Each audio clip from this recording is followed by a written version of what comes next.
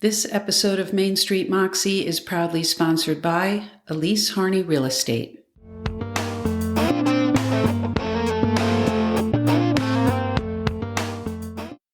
Mary, it's already another Moxie Monday. Can you believe it? I can't, and yet I can. Because today is also a very special one. It is special because we are going to be talking about Special Olympics and the Moxie of its athletes and the organization through the eyes of Keith Moon, who is a volunteer with Special Olympics. Mm-hmm. He has been on their board and he is very involved in the organization, both in this country and internationally in Slovakia. And he is a teacher at Hotchkiss of all things Russian. Yes. He's also an instructor at Noble Horizons, teaching Russian history and literature. And he's an all-around great guy. So there'll be more information about him in the show notes, but I think we need to just get straight to Keith. Can't wait.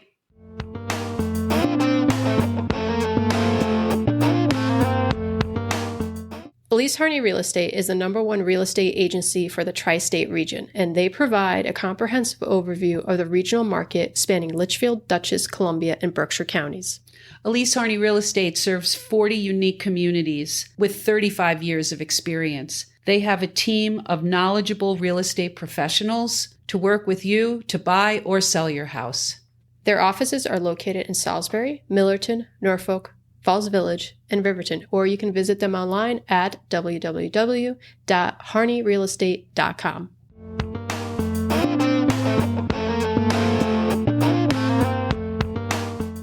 So Keith, welcome to Main Street Moxie, and thank you so much for coming. It's great to be here. Thank you. So we're just going to jump right in. We ask every guest, and you are no exception, how do you define the word Moxie? That's a great question. I'm looking at my keychain over here. I'm looking at Elvis Presley. He's the ultimate brand of Moxie. I think when I think about Moxie, when I think about Elvis, I think about he understood he had something to share with the world. He had a talent. He had something that he could do, and he could step out of what was a pretty ordinary, maybe even grim life, and do something that had splash and had real inspired other people and ultimately allowed him to just change the trajectory of his own life, but also the lives of others around him. And I like that idea. I like that we all have something to offer. We all have some talent. We all have something that we can do that ideally will make the world a better place. And so to me, that's what it means. So your Moxie is very outwardly focused, to a service Moxie. Yes, I would say so. Well, that's a perfect lead into the next question, because one of the things we wanted to focus on in this podcast was your involvement in Special Olympics. Mm-hmm. So how do you think that definition of Moxie translates into the organization, your involvement, the athletes? Well, let me talk a little bit about how I got involved in the first place, because it was really quite accidental. There was I had no real intent to get involved with Special Olympics. I was the swimming coach at Hotchkiss, where I've been now for 35 years, and I'd been there for a few years. And I was, by happenstance, my New York Times, which usually came to my mailbox, didn't come one day.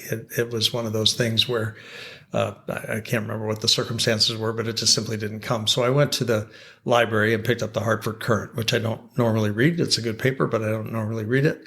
And in that Hartford Courant, there was a little tiny, I wouldn't even call it an article. There was a little tiny blurb about an event that had gotten rained out. There had been a tropical storm that made its way up the coast. Special Olympics had hired, Special Olympics Northwest Connecticut had hired a band to play. They were going to have an event. It got rained out. The band took the money and ran. They never performed. This outlay for the band was supposed to allow them to make lots more money by having the event. And so they were doubly in the hole. They made no money from the event, and they ultimately lost money on the band. And they were just asking for help. They just said, if anybody can donate anything, that will help us get through our year. And I thought about it. When I was a kid and I was on the swim team, we used to hold a Swimathon for our own team. We would, every member of the team would go out and try to raise some donations, and we'd make a certain amount of money. And I thought, well, why don't we try that with our swim team? And we'll do this for Special Olympics. We'll raise some money. I didn't know what to expect, but I thought this is something I know how to do, and these people need some help. And why don't I see if I can help them? And so we did it. I was surprised. We had 76 people show up. Wow. We ran an 8-hour event. We were there from 9 o'clock in the morning until 5 o'clock at night. Wow. On a Sunday, or 5 o'clock in the afternoon.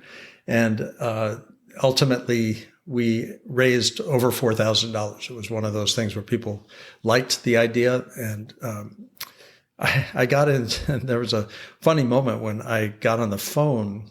I called the number. I saved the little article in the paper, and I called that number, and I started to talk to the woman who answered about doing a fundraiser. And she said, no, it's too complicated. There's so much paperwork. We don't have time for this. And I said, I'm sorry. I think maybe I'm saying it wrong, but let me try again.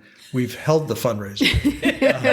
And she said, well, that you're going to have to call this number and so on. And I said, look, I don't know about all that. I have $4,500 that I want to give to you. And there was a long pause on the other side of the phone call. And she said, could you say that again? I said, sure. And that was enough to get them up and running. This was the Northwest Connecticut swim team. They needed money to pay for their pool rentals and a little bit of travel expenses. And that was going to get them through the year. So that was exciting. That was terrific. It gave her the money. And the next year we decided to try it again because it had worked well. And it seemed to be something that not only were we doing what we set out to do, which was raise some money for them, but also the kids loved it, and the community loved it. And so when we did it again, we had similar numbers, and we just kept going. Right. This fall, in September, we will hold our 30th Swimathon. So we've done it without a break now for 30 years, and it's a tremendous event. We these days are raising usually more like $20,000 to $30,000 a year. We involve Special Olympians. I'm going to talk a little bit later, I think, about the work that we're doing with Special Olympics Slovakia. We've got a nice surprise that I'm happy to talk about today, that the Slovakian athletes, 4 Slovakian Special Olympics athletes will come in September. They'll swim here in our Swimathon. So we have turned it into a statewide, even national event. We invite people from all over, but we also this time around are going to make it international. And, wow. And that's pretty exciting and pretty fun. It just amazes me how something so accidental just snowballs over time into a significant event. Yeah. Yeah. I mean, I love that. I think it's the sort of thing where if I'd gone into it intending with some sort of plan of creating something, I think I probably would have somehow messed that up. Right. But instead, this just felt like, well, these people need our help, so let's help them. Let's do this. And I can do this. And I can do this. Yeah, I can do this. And I've had a lot of support. My wife has been completely supportive every step of the way. There are a number of people at Hotchkiss.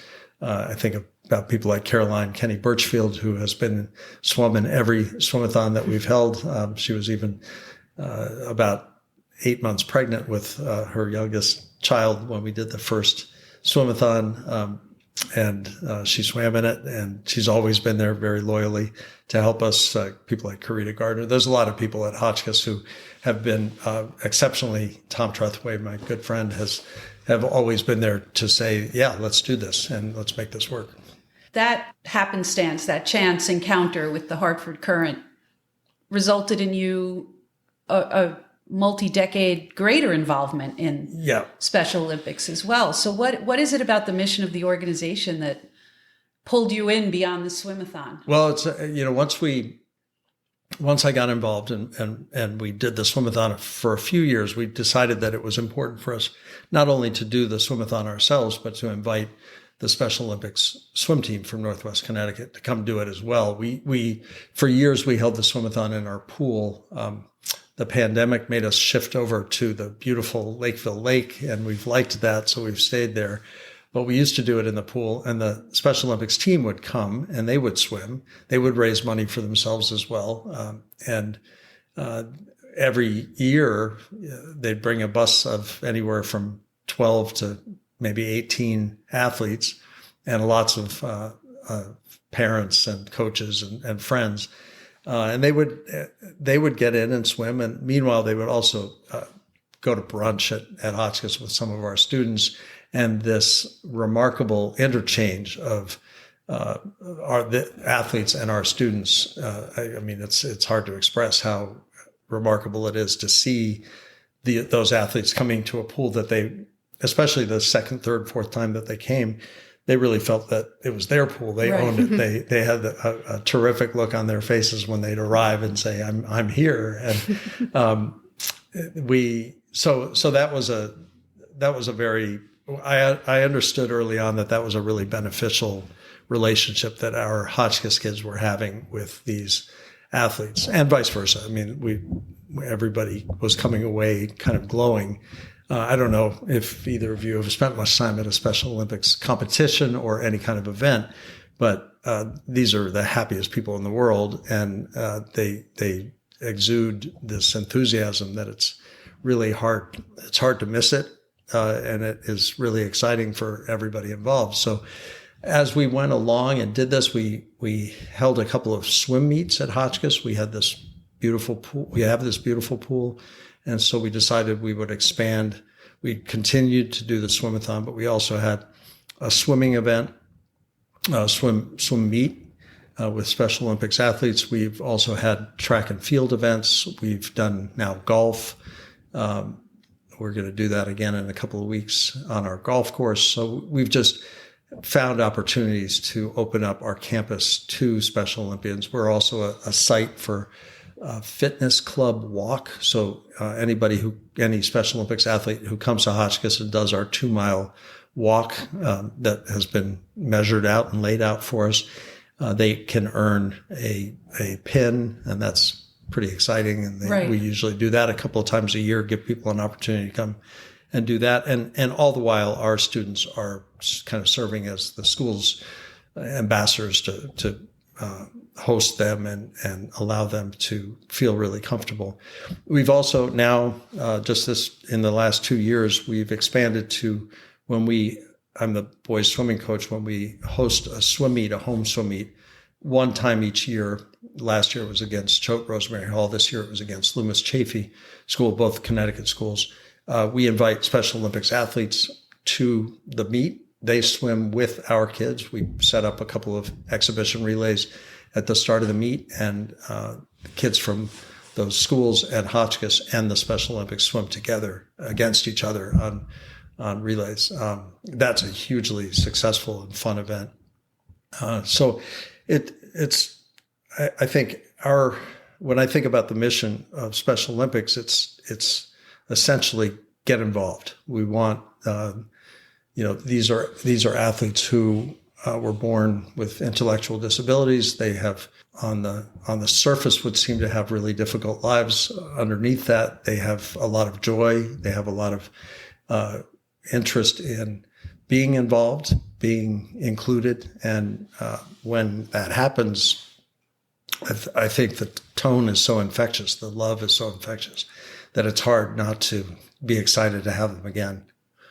Do any stories kind of come to mind of an athlete that had stuck out to you, or a victor, or someone who was defeated but did so gracefully anything that comes to mind? I think one of my favorite, there's a man named Tim, sadly just passed away last year, but when Tim was in his late 20s, he came to Hotchkiss and he spoke.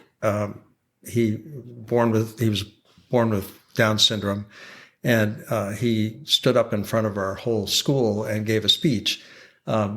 He very sweetly, he had a Special Olympics medal that he wanted to give me during the speech, but he had forgotten it in his coat. He had taken his coat off upstairs, and in front of hundreds of people, there probably 700 people in the room, he leaned down to the front row of the stage where his mother was sitting and said, "Could you go get my coat?"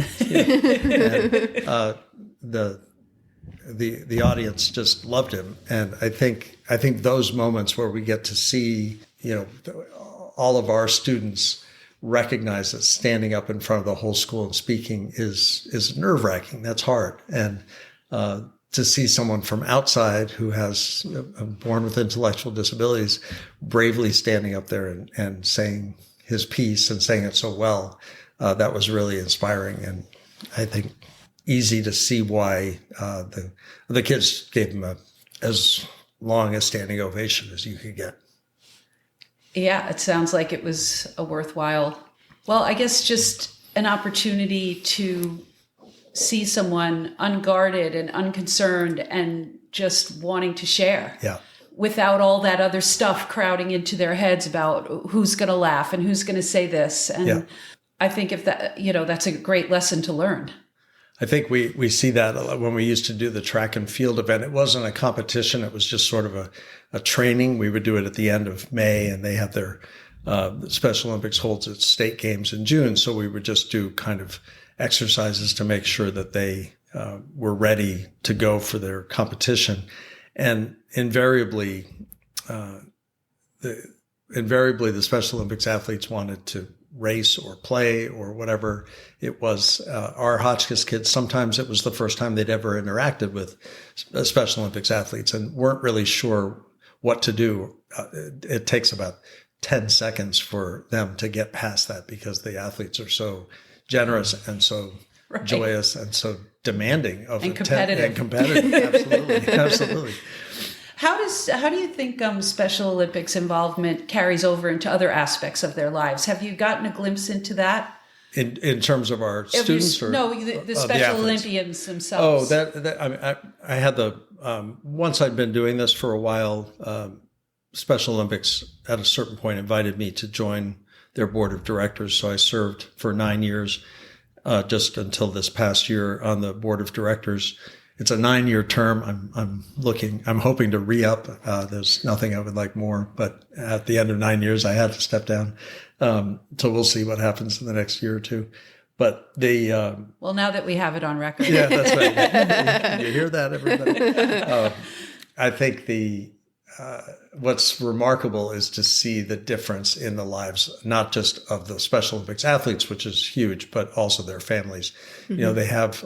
They have a place to go. They have a place to that celebrates them. That Special Olympics also works hard with the state of Connecticut and works to help get employment for Special Olympics athletes, for people who it would appear on the surface that it would be difficult to find them employment, but they do a great job of finding places, independent living circumstances or quasi-independent living circumstances, but also employment. And I think that's, there's nothing that when we have those Special Olympics athletes come to do the walk, for instance, they'll come and do the 2-mile walk. And we get 2 miles of walking, especially with athletes sometimes who have physical issues as well as intellectual ones.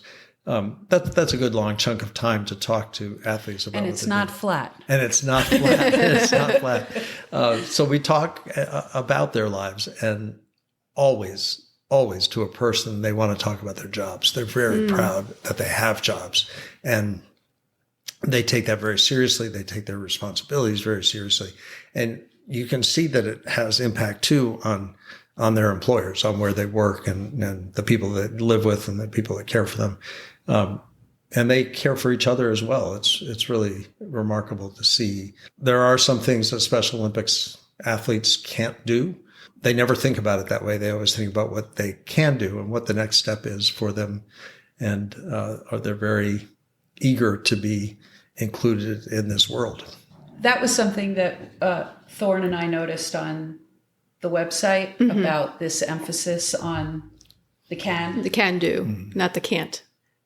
And that, I feel like I myself often focus on the negative space, what I can't do. And seeing that not only are you getting the athletes to think about what they can do, but the rest of us to look at the can in terms of those athletes themselves? And then also, how does that relate to me? Like, how could I inject some of that? I don't know if that's a kind of a side effect of having your students interact and getting to see these athletes in their global selves, you know, the work person, the family person, the friend that, I don't know, that's Moxie, right? Yep. The can do. Step out there and see what happens. And maybe we'll fail. You know, I think that's a big part of the Special Olympics motto is that, you know, maybe we won't succeed. Maybe today I won't win, but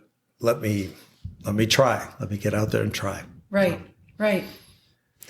So when I think of Special Olympics, I think Olympics, obviously. Yeah. So what you just said, I just learned so much more about not just the organization. So for the person who thinks, you know, that it's just a Special Olympics that happens every, 4 years? What does the chapter that you work with geographically cover? And obviously it does so much more. Yeah. But do your athletes go to the Olympics as well? So it's a worldwide organization. Mm-hmm. There's the Tim Shriver, who is the son of Eunice Kennedy Shriver, mm-hmm. who was the founder of Special Olympics, is the CEO of Special Olympics International. Mm-hmm. There are winter games and summer games. Right. So every couple of years there is a World Games. The most recent one was in Berlin, Summer Games in Berlin, just 2 summers ago, and you have to qualify at different levels mm-hmm. for those. So there are each year there are local competitions going on all the time. Almost every weekend there's something happening. Okay, wow. And there are then these kind of inflection points. There'll be a big basketball weekend mm-hmm. in Connecticut. In the winter, there'll be a big soccer weekend. And then there are 2 coming in the state of Connecticut. There are 2 statewide competitions. One, the Winter Games in February, and one, the State Games in June. And they're usually happening the Summer Games usually happen at either Southern University in New Haven or at Fairfield University in Fairfield. And those universities have been very generous with their it usually happens after their graduations. So their campuses are mostly empty and the Special Olympics basically takes over. And those are really, really exciting weekends. But there have been a lot of competitions to lead up to that. There mm-hmm. are all kinds of lots of schools and companies give their space and time over to allow athletes to prepare. And it's the full deal. When the Summer Games, we have an athletes parade, for example, at mm-hmm. the beginning, mm-hmm. like the Olympics have. And that's fun. So they come in with the town of Tolland or the town of Winstead or something like that. They'll be marching under their placard and they'll all come in as a team. There's some excellent sponsors of Special Olympics, especially Special Olympics Connecticut, which is kind of a flagship organization throughout the world. Special Olympics Connecticut, because of its connection to the Shriver family and the Kennedy family, they've always been kind of at the front end of how things go. And so we get a lot of attention from ESPN in Connecticut has even ESPN is obviously an international company, but it is based in Bristol, Connecticut. Mm-hmm, and mm-hmm. so they have, when the World Games were held in Los Angeles a few years ago, they showed it as if it were the Olympics. Every night they had a Special mm-hmm. Olympics hour, and that was on their flagship station and made it quite a big deal, which was wonderful. WWE, World Wrestling Entertainment, I think is the name of it. Yeah. Not maybe a company most of us think about as being, generous in the. Well, I don't know. I mean, I think they're remarkable people. They have been incredible to Special Olympics and have lent their talent and their just their corporate structure to help us do what we're doing, and it's great. I'm really proud of them and happy that they've been part of what Special Olympics has done. And then lots of schools. 95% of the high schools in Connecticut have a unified sports team, meaning that they have competitions that include Special Olympics athletes with mainstream high school students. And so it's permeated the schools. I think almost every public school.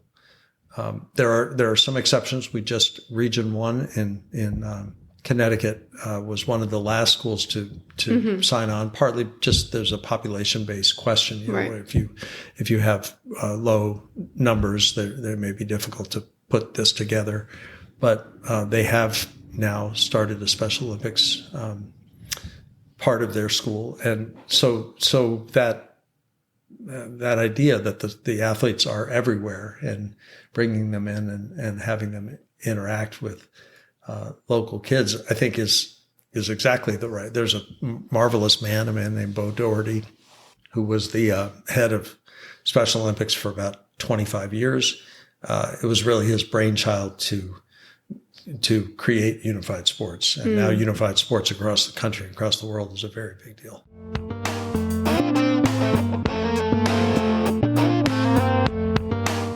Elise Harney Real Estate serves the Hudson Valley, Berkshires, and Litchfield County. With 35 years of local knowledge and experienced agents, they are your community connection. Visit www.harneyrealestate.com.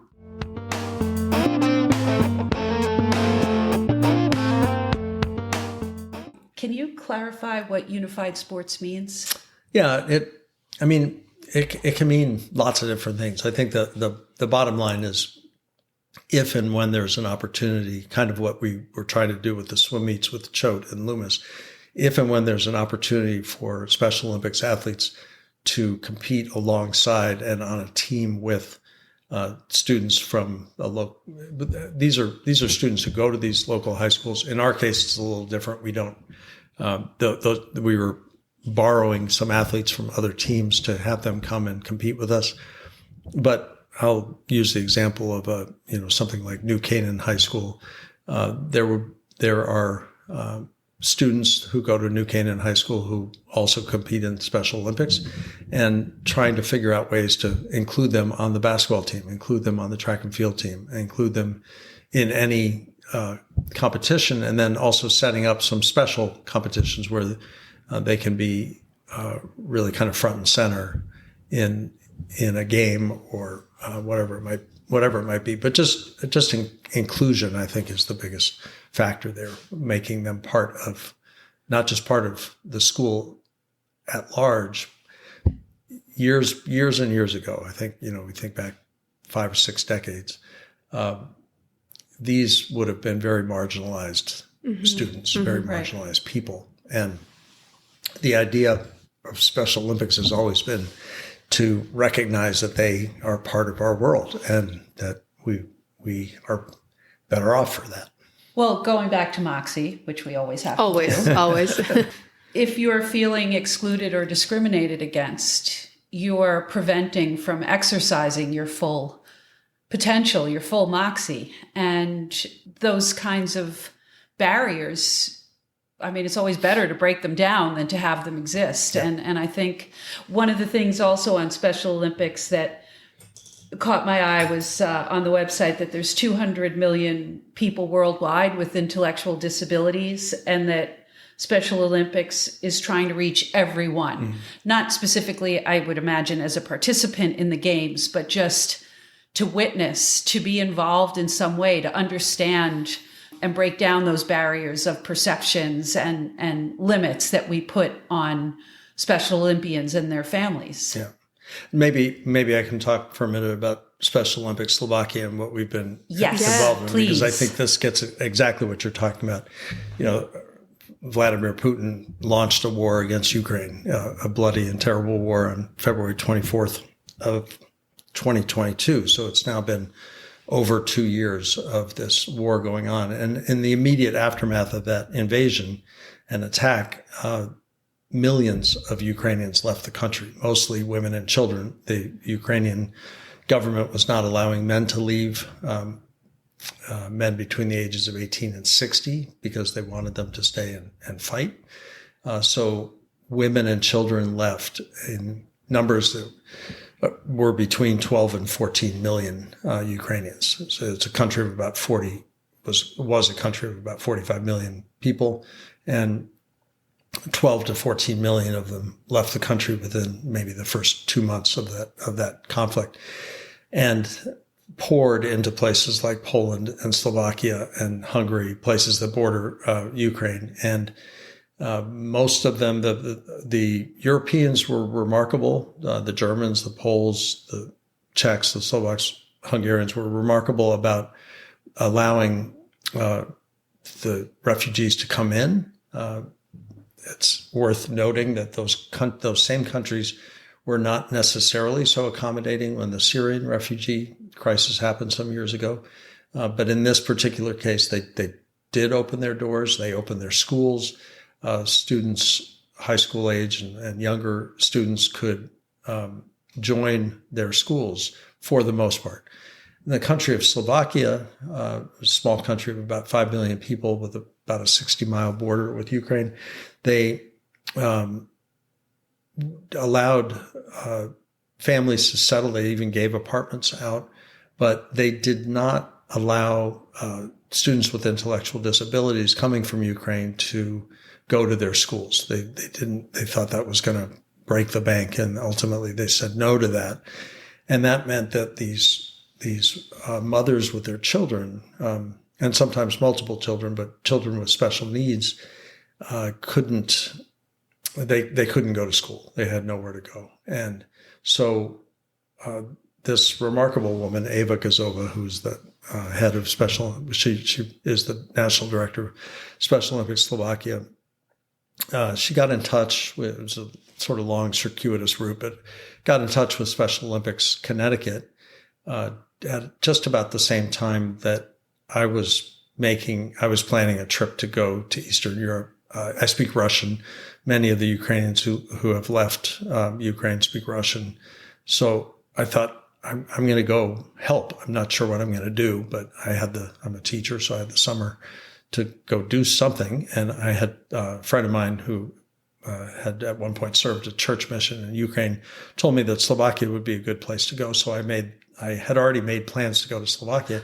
And then suddenly Special Olympics was talking. I went to a meeting and everybody was talking about Slovakia. And this is often a lot of lawyers and CEOs. It's like the second blurb moment. Yeah, I was thinking the same thing. Yeah. Another accidental moment. Yeah. And I thought, I don't usually speak up a whole lot, but I raised my hand and said, I'm going to Slovakia. And they said, great, you're on the task force. So I went and I met with Eva and her team of remarkable people. And what their plan was, what their hope was to create what they called a Dream Day Center, which was kind of, it's not really a daycare center. When we say daycare center, I think we think of small children. Right. And this was really a place for children between the ages of 5 and 12 born with intellectual disabilities to go so that their mothers could work, because the problem as it stood right then was that they had apartments and they had they were given a certain amount of money by the Slovakian government, but they couldn't Right. work because they had to care for their children. So they started small. They opened with just four kids, but they opened on October 10th of 2022. We turned our Hotchkiss Swimathon into essentially a fundraiser for this Dream Day Center. And we, in 2022, we had a banner year, the most money we've ever raised, and we're able to fund that Dream Day Center Wow. for the year.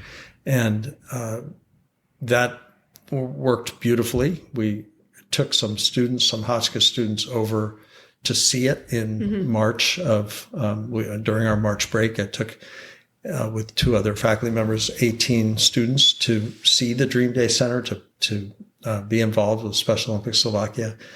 The Special Olympics Slovakia folks came over. They've now come over twice. They're coming again in September for the 30th Swimathon, and this time they're actually going to swim in it. So we've developed this terrific relationship with this organization. Special Olympics Connecticut is very tied in with this. We're continuing to support them in any way we can.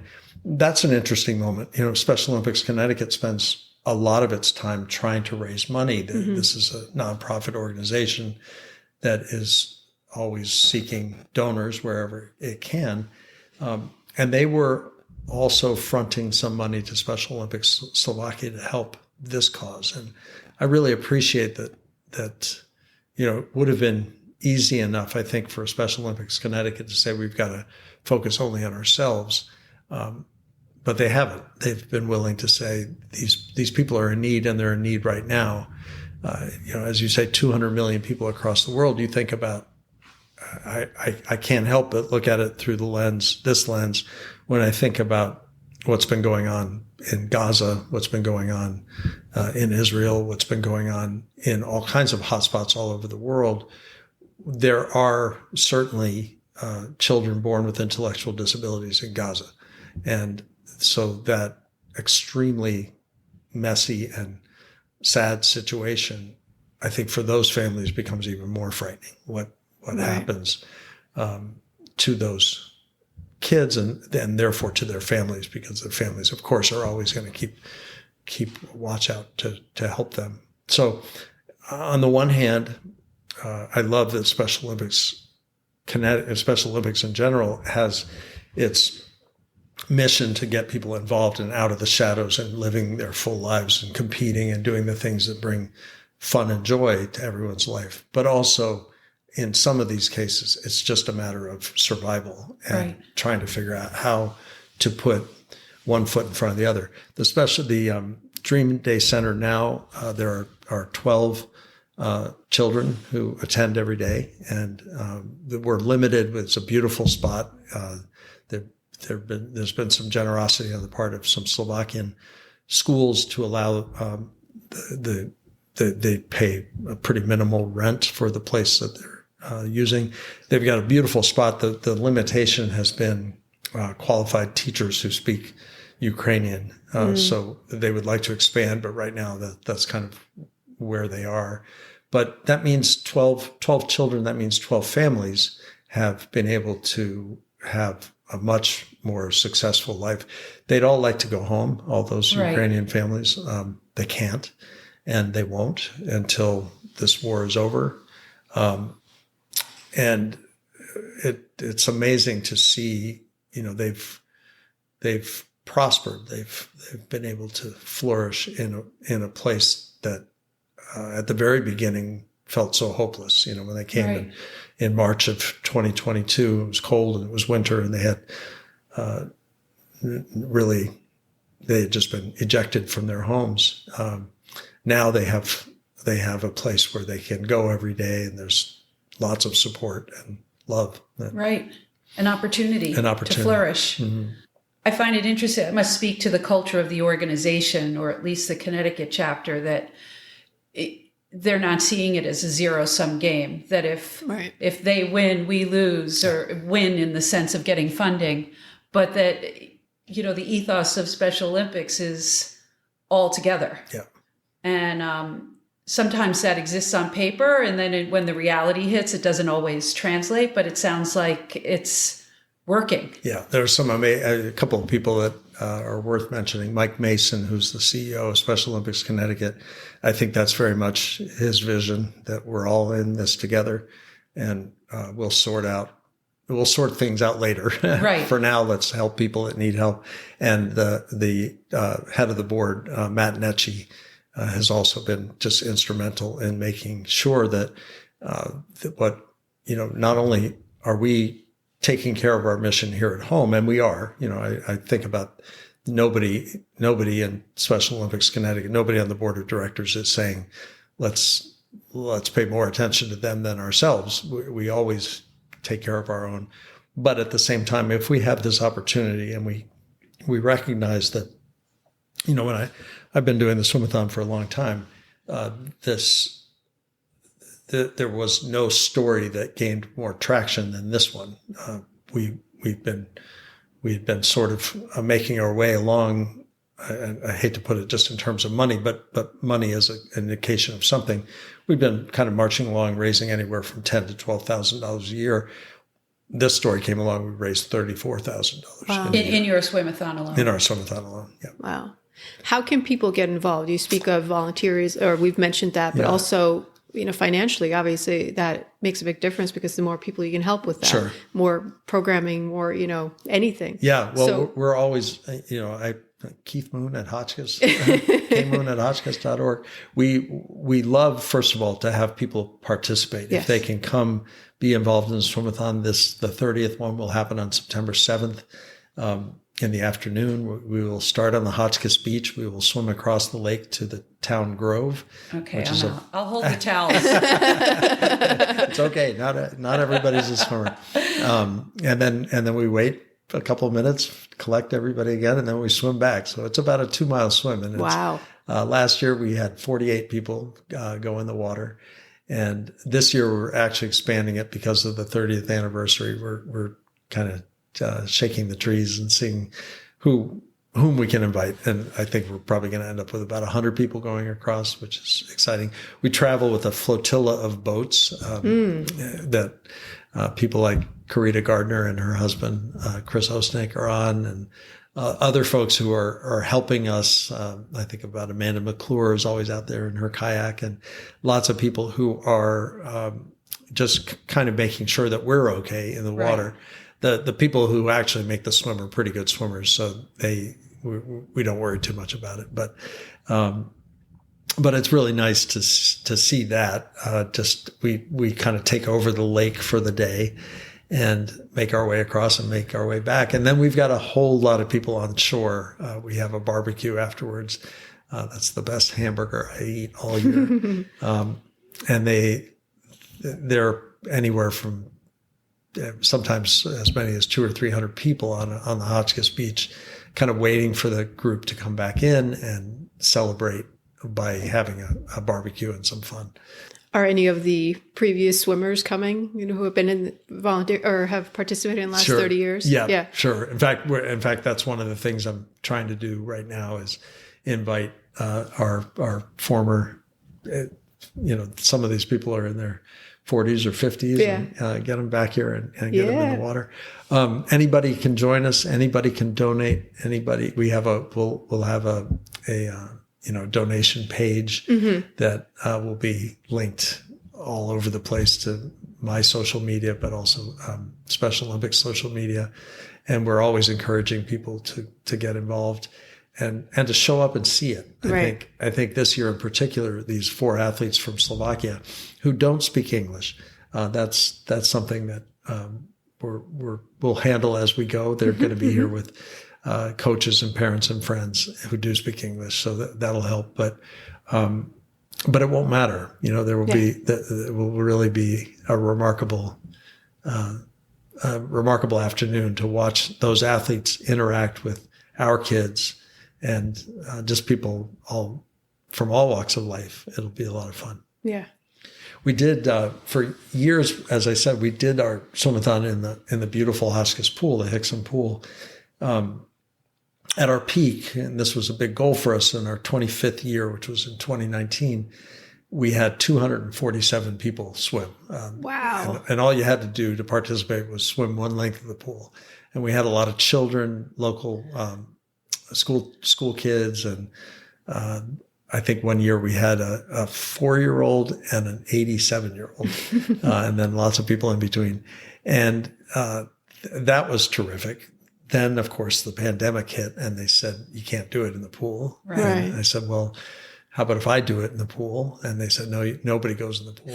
No lifeguards, nothing. And I realized, well, they can't stop me from swimming across the lake. So, but they wouldn't let me go with any students because we were in the full mask period. Right. So one September day, I had just a handful of kids from our Special Olympics club came down to the beach, and I got in and swam across the lake and back on my own.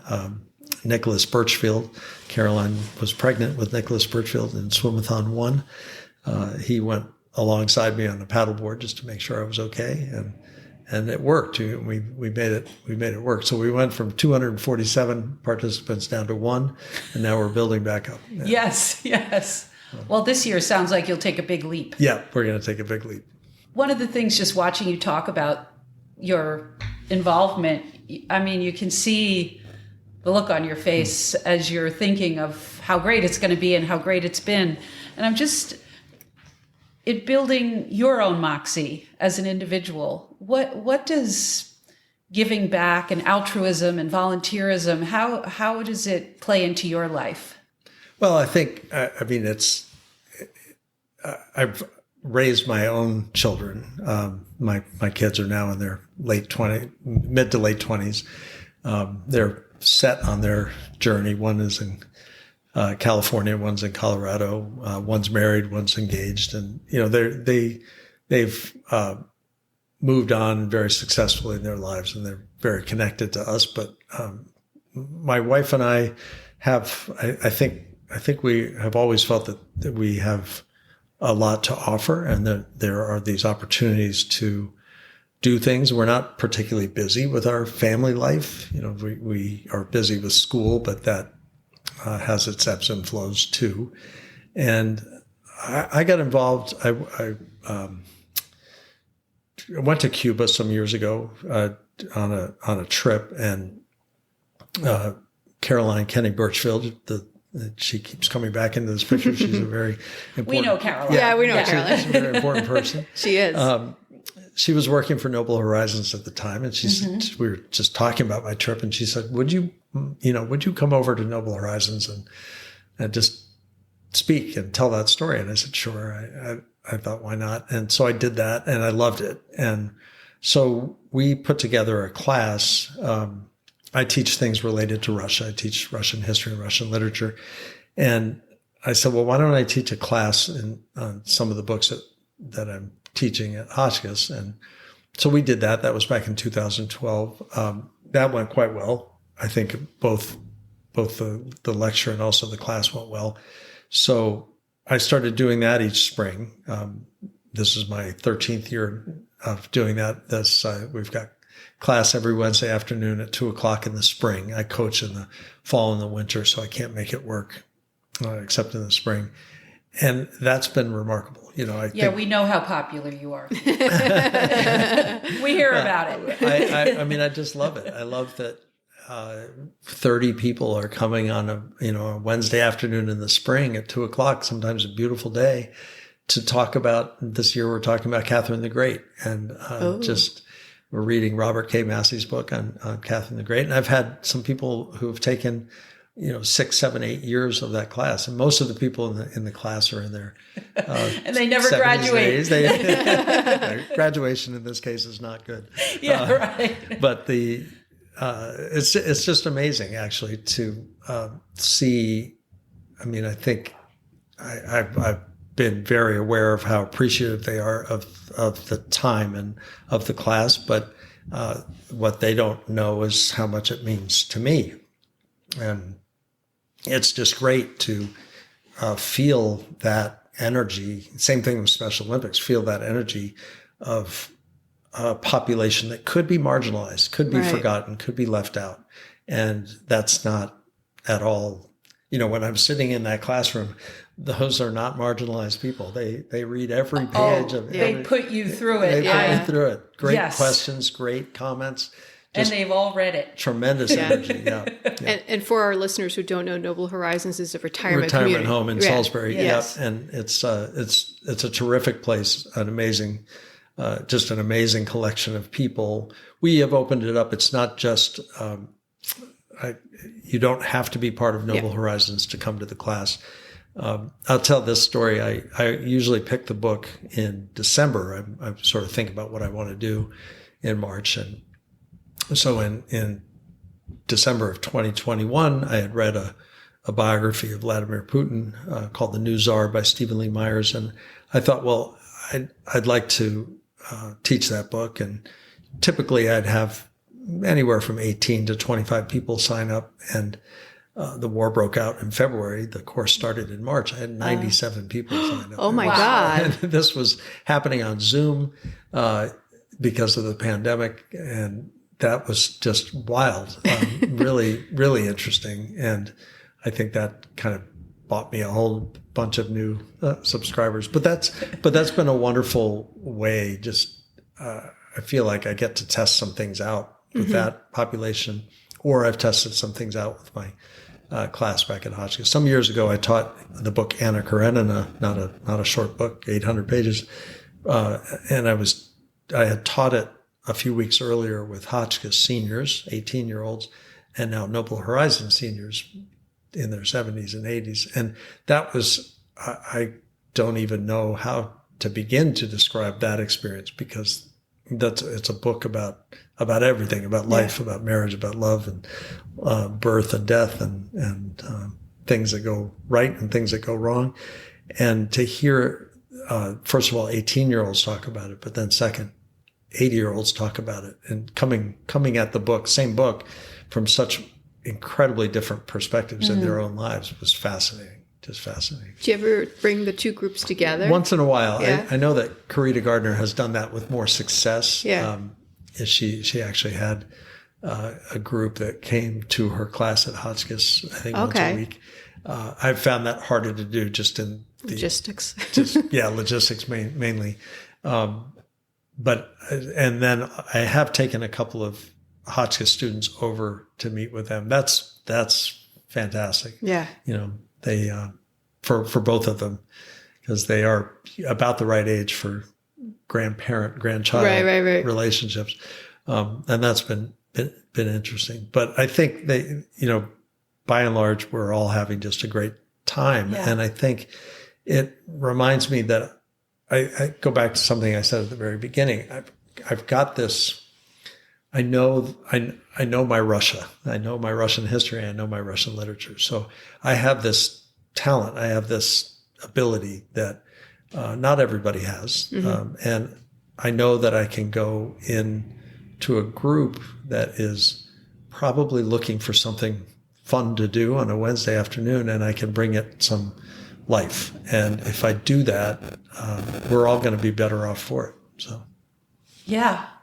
Well, that brings us. Is it really that time? It is that time. That went by quick. It did. I don't know if that's a good thing or a It bad is a thing. good It's thing. a great It is thing. absolutely a good thing. So, do you want to hit on with the last one? We always try to conclude, but I think, with everything we've discussed, you got many viewpoints on it. If there's any bit of advice you could give someone to move, Mary likes to call it the Moxie needle, and it might be a baby step or a big life-changing thing, what would you advise folks? Yeah. I think try it. Try something. If there's an opportunity coming along, if there's I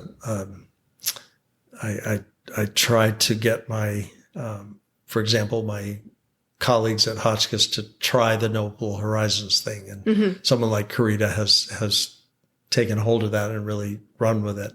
And I think some people feel like, well, what do I have to offer, and how would that work, and where would it fit? And I don't have time, or I don't have this, or I don't have that. And I just think, go give it a try and see what happens. I didn't know what I was going to get the first time.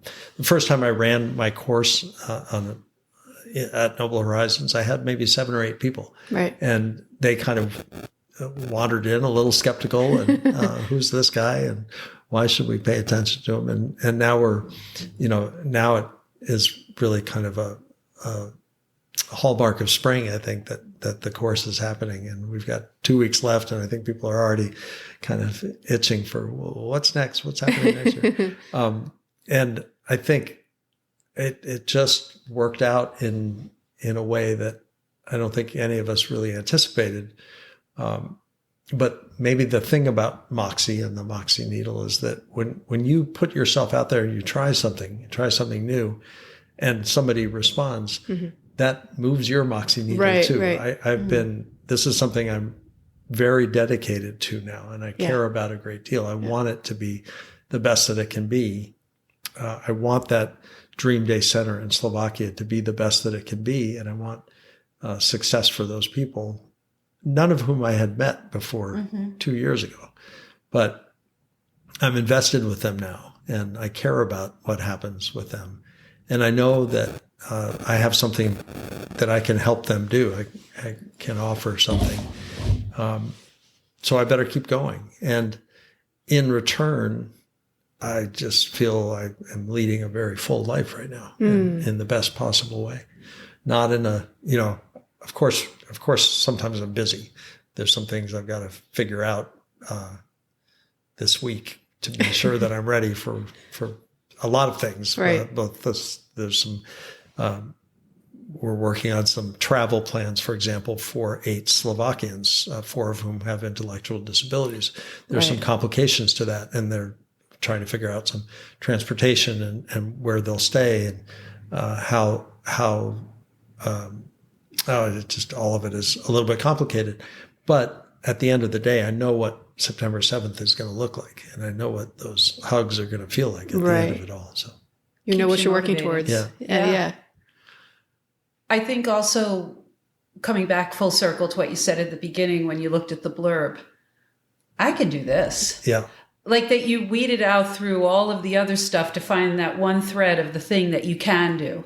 Like, I can speak Russian. I can go to help. Slovakia. I can do this one thing. And then many other things come out of it. Yeah.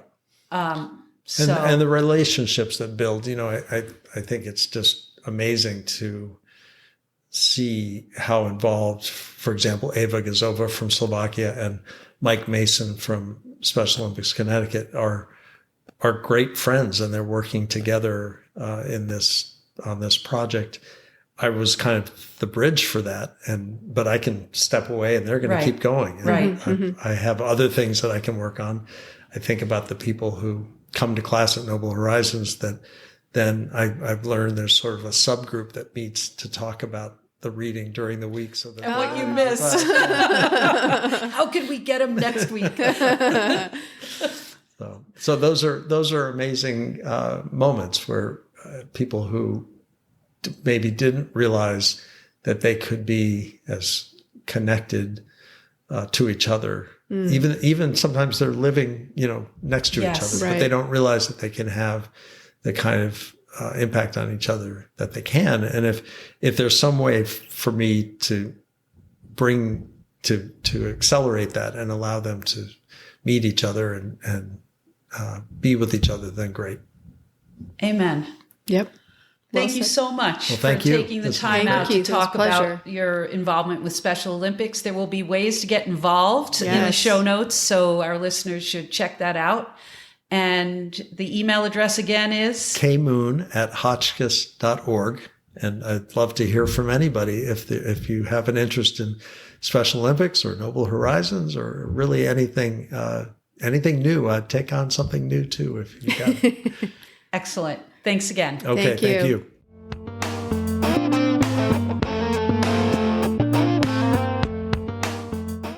So, Thorin, what'd you think about that?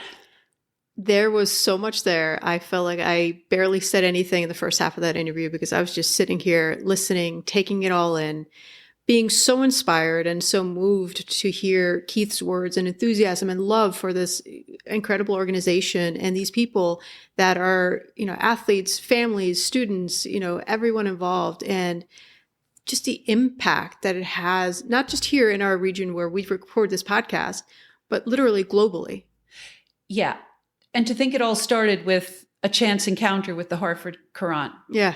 And him seeing, I can help with this. I can do something. Right. Yeah. Exactly. I've had experience with this. I can do this. And to see where it has grown in his own life and how it's grown in the Hotchkiss community and with their students and how he has made a significant impact on Special Olympics and how Special Olympics has made an impact on him. Yeah. For 30 years. Crazy. It's so inspiring. And I felt, at times when he was talking the first half, I was like, wait, I need to ask a question. But he just kept talking. And I feel like I learned so much because I thought I knew something about the Special Olympics. I realized I had no idea about the caliber and the depth of the program and the complete impact that it has on so many lives. Yes. It's amazing. It's inspiring. And it's, hearing Keith talk about it forget about it. He is, a great spokesperson. Yes. Yes. So hopefully people out there who are in the position to make this happen, you'll put him back on the board because he really wants to be there. So another 9 years. Exactly. 9 more years. Yeah. So, and if you also want to get involved in Special Olympics, email Keith. We'll put his email in the show notes and there'll be other links, and get involved because there's probably something you can do as well. And that's another takeaway. I don't think we can stop, recording this without saying that you can. And that attitude from the Special Olympics, not about what you cannot, but what you can do, because we can all do things. And I think for me, at least, that was one of the biggest takeaways from learning about the people involved in the organization at all levels. And just to remember that. Yeah. Not get dragged down in the cannots, but you know what? I can do that. Just like Keith, when he saw the little snippet in the paper, I can do that. Right. Exactly. And everyone's got a different gift to bring to it. Yeah. That's what makes us all unique. Well, another great podcast.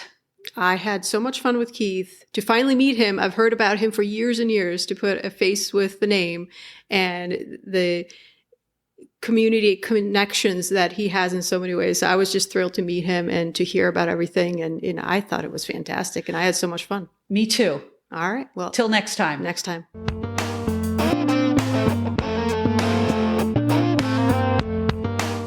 This episode of Main Street Moxie is proudly sponsored by Elise Harney Real Estate.